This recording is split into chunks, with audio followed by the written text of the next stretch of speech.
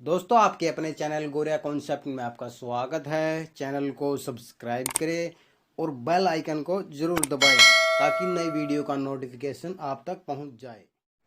दोस्तों आज हम विषाणु के बारे में पढ़ेंगे। विषाणु से हमारे शरीर में अनेक प्रकार के रोग होते हैं। उनके लिए एक छोटी सी ट्रिक है। चाहे रेखा हमें एंड पे छोड़ गई हो, चाहे रेखा हमें एंड पे छोड़ गई हो। चा से चेचक रोग होता है, हे से हेपेटाइटिस, रे से रेबीज, खा से खसरा, है से हर्पीस, में से मेनिंजाइटिस, एंड से एड्स, पे से पोलियो, छो से छोटी माता, डै से डेंगू बुखार, गै से गै से गलशोध, ई से इन्फ्लुएंजा। दोस्तों ये रोग विषाणु से हमारे शरीर में होते हैं। इनके लिए छोटी ट्रिक है, बहुत ही अच्छी है। दोस्तों विषाणु के बारे में कुछ बेसिक पढ़ते हैं। विषाणु एक वायरस है। विषाणु की खोज रूसी वैज्ञानिक इवान विस्की ने 1892 में तंबाकू की पत्तियों में मोजक रोग की खोज करते समय इस विषाणु की खोज की थी। विषाणु अति सूक्ष्म परजीवी एकोस्किया और विशेष न्यूक्लियो प्रोटीन कण है जो जीवित प्रपोषी के अंदर रहकर जनन करता है, यानी रिप्रोडक्शन करता है। विषाणु को हम इलेक्ट्रॉन सूक्ष्मदर्शी की सहायता से देख सकते हैं और विषाणुओं के अध्ययन को वायरोलॉजी कहते हैं। दोस्तों विषाणु के 3 प्रकार होते हैं। पहला प्रकार होता है पादप विषाणु। इसमें न्यूक्लिक अम्ल और डीएनए होता है, जैसे टीएमवी तंबाकू मोजक वायरस। और दूसरा इसका प्रकार होता है जंतु विषाणु। इसमें न्यूक्लिक अम्ल सामान्यतः डीएनए होता है, परंतु कभी कभी इसमें आरएनए भी पाया जाता है, जैसे इन्फ्लुएंजा, मम्पस वायरस आदि। नंबर 3 इसका तीसरा प्रकार है वह बैक्टीरियोफेज, यानी जीवाणु भोजी। ये जीवाणुओं पर आश्रित रहते हैं। इनमें न्यूक्लिक अम्ल डीएनए पाया जाता है। दोस्तों ये इसके 3 प्रकार हैं वायरस के। दोस्तों हम विषाणु की संरचना के बारे में पढ़ेंगे। विषाणु की संरचना। विषाणु रचना में प्रोटीन के आवरण से घिरा हुआ होता है और बाहरी आवरण में बहुत सी प्रोटीन इकाइयाँ होती हैं, जैसे ये प्रोटीन की इकाइयाँ हैं और जिन्हें हम कैप्सोमियर कहते हैं। संपूर्ण कण को वीरन कहते हैं। और दोस्तों ये प्रोटीन की इकाइयाँ हैं और ये जो इसका कवर है इसको थैली कवर बोलते हैं। और ये है वायरस जीनोम, जो इसके अंदर ये दिखाई दे रहा है वायरस जीनोम होता है। मुख्य कार्य इसी का होता है हमारे शरीर में रोग फैलाने का। जो इस जीनोम के चारों तरफ ये कवर सा दिखाई दे रहा है इसको न्यूक्लियोकैप्सिड कहते हैं, जो ये ऐसे दिखाई दे रहे हैं। और ये जो बाहर ये ऐसे गोलदारे दिखाई दे रहे हैं इसको वायरस टेगुमेंट कहते हैं। दोस्तों हम आगे रोगों के बारे में कुछ डिटेल पढ़ते हैं। चेचक एक स्मॉलर पॉक्स रोग के नाम से जाना जाता है और मुख्य आम भाषा में इसको बड़ी माता के नाम से जाना जाता है। हमारे शरीर पे ऐसे छोटे छोटे दाने निकल जाते हैं और यह 2 प्रकार के वायरसों से होता है, वहरोल प्रमुख और वहरोल नाबालिग। इन दोनों के कारण से हमारे शरीर में ऐसे ऐसे छोटे छोटे दाने निकल जाते हैं और इनमें सबसे घातक वायरस होता है वहरोल प्रमुख, जिसके संपर्क में आने से मनुष्य बहुत जल्दी इस चेचक नाम के रोग से ग्रस्त हो जाता है। हेपेटाइटिस बी यानी यकृत शोथ, यह एक वायरस है जो लीवर को संक्रमित करता है। कभी कभी यह संक्रमण लंबे समय तक रह सकता है।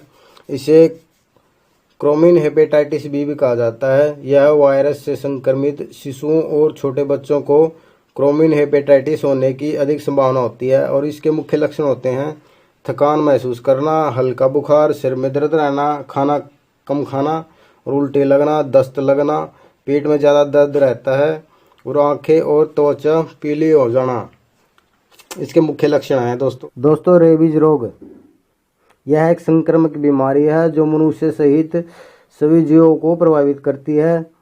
यह विकास संक्रमित जानवर की लार द्वारा फैलता है और यह वायरस न्यूरोट्रोपिक लाइसिवर्स के कारण होता है, जो लार ग्रंथियों को और केंद्रीय तंत्रिका तंत्र को प्रभावित करता है। यह वायरस संक्रमित पशुओं को काटने से मनुष्य में फैलता है। इसके लक्षण है बुखार, सर दर्द, चिंता बढ़ना, गहराई से सोचना और अधिक लार आना और पानी से डर लगना इसके मुख्य लक्षण होते हैं। खसरा रोग, यह रूबेला और लाल खसरा के नाम से जाना जाता है। यह श्वसन प्रणाली का एक वायरल संक्रमण है जो संक्रमित व्यक्ति के बलगम और लार के संपर्क में आने के कारण यह फैलता है। जब संक्रमित व्यक्ति खांसता है या छींकता है तो उसके संक्रमण हवा में फैल जाते हैं और जिससे एक स्वस्थ व्यक्ति के शरीर में यह पहुंच जाता है और वह इस रोग का शिकार हो जाता है। हर्पिस रोग, यह वायरस के कारण होने वाला एक संक्रमण है जो शरीर के अन्य भागों की त्वचा को प्रभावित करता है, जिससे हमारे शरीर पर छोटे छोटे फुलवे हो जाते हैं और इसके मुख्य लक्षण हैं फफोले और घाव होना, पेशाब करने में दर्द व खुजली होना, ये इसके मुख्य लक्षण हैं। दिमागी बुखार, जिसे हम मेनिंजाइटिस रोग भी कहते हैं, यह इसका मुख्य कारण है बैक्टीरिया फंगस के कारण यह रोग होता है और इसे मेनिंजेस में होने वाली सूजन के कारण इसे मेनिंजाइटिस कहते हैं। यह 3 झिल्लियाँ होती हैं, इसमें 3 झिल्लियाँ होती हैं जो मस्तिष्क और रीढ़ की हड्डी को ढककर रखती हैं। मेनिंजेस के आसपास स्थित तरल पदार्थ को संक्रमित हो जाने पर दिमागी बुखार हो जाता है और इसके मुख्य लक्षण हैं सिर में दर्द होना, हमारी गर्दन में अकड़न होना, बुखार होना और ठंड लगना, ये इसके मुख्य लक्षण हैं, जिससे रोशनी की चमक से यह रोग ज़्यादा होता है। दोस्तों, अगला रोग है एड्स, जिसे HIV का भी नाम दिया गया है। दोस्तों, एड्स के विषाणु को 1986 में मानव प्रतिरक्षा पूर्णता वायरस यानी HIV का नाम दिया गया है।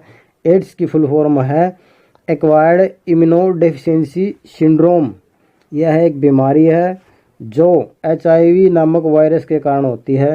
इसमें शरीर की प्रतिरक्षा को गंभीर नुकसान पहुंचता है और HIV के कारण किसी व्यक्ति को रोगों से लड़ने की क्षमता बहुत ही कम हो जाती है और जब यह रोग किसी के हो जाता है तो उसके छोटे छोटे लक्षण दिखाई देते हैं, जैसे बुखार होना, गले में खराश होना, शरीर पर छोटे छोटे दाने निकलना, थकान महसूस होना, जोड़ों में दर्द होना आदि इसके छोटे छोटे लक्षण होते हैं।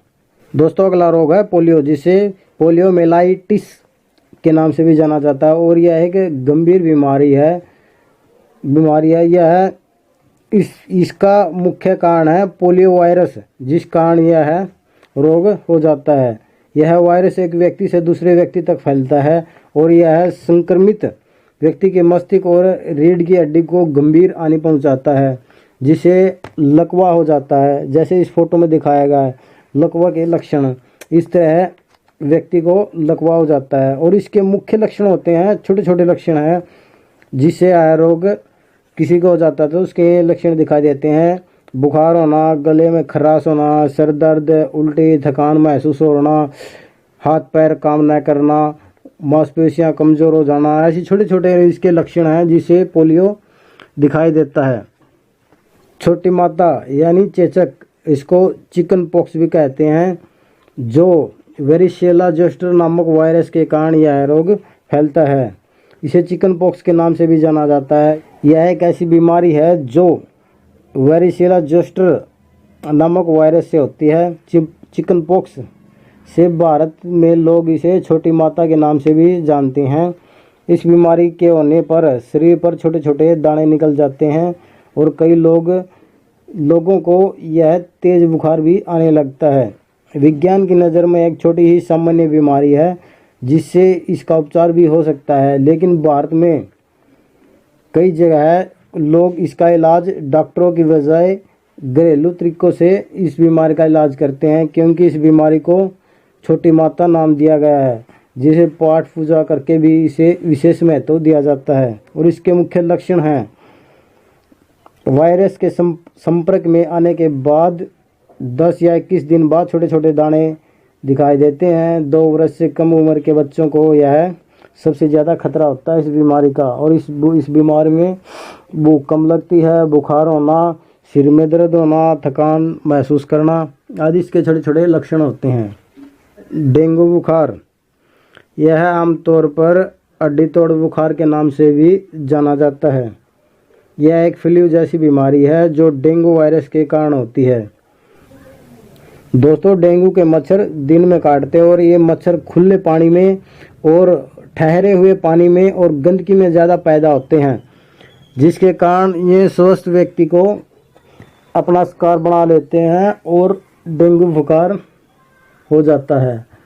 कई बार इसका समय रहते उपचार नहीं किया गया तो व्यक्ति की मौत भी हो सकती है। और इसके मुख्य लक्षण हैं, जब ये तेज बुखार होता है, ठंड लगती है, सिर में दर्द, मांसपेशियों में दर्द रहता है। दोस्तों, अगला रोग है गलसुआ, इसे मम्पस भी कहते हैं। यह है रूबेला वायरस के कारण होता है। इस रोग में हमारे कान के नीचे कुछ भाग सूज सा जाता है, जिसे हम आम भाषा में कंपेड भी कहते हैं। यह रूबेला वायरस के कारण होता है। इसमें हमारी लार ग्रंथियों को प्रभावित करता है। इन ग्रंथियों को पैरोटिड ग्रंथि भी कहते हैं। पैरोटिड ग्रंथियां ये लार ग्रंथियां बनाती हैं और इन ग्रंथियों में सूजन आ जाती है। और इस शुरुआती तौर पर 14 से 18 दिनों तक इस रोग के लक्षण रहते हैं और यह अधिक से अधिक 7 या 10 दिन तक यह रोग रहता है। दोस्तों, अगला रोग है इन्फ्लुएंजा। इस फोटो में इन्फ्लुएंजा वायरस का कुछ हिस्सा अंदर से दिखाया गया है। तो इस वायरस को फ्लू के नाम से भी जाना जाता है। यह एक तरह की बीमारी है जो आरएनए वायरस की वजह से होती है। यह वायरस जानवरों, पक्षियों, इंसानों की श्वसन नली को संक्रमित करती है। आमतौर पर लोगों में इस वायरस के संक्रमण से बुखार, खांसी, सिर दर्द आदि लक्षण दिखाई देते हैं। Goria concept.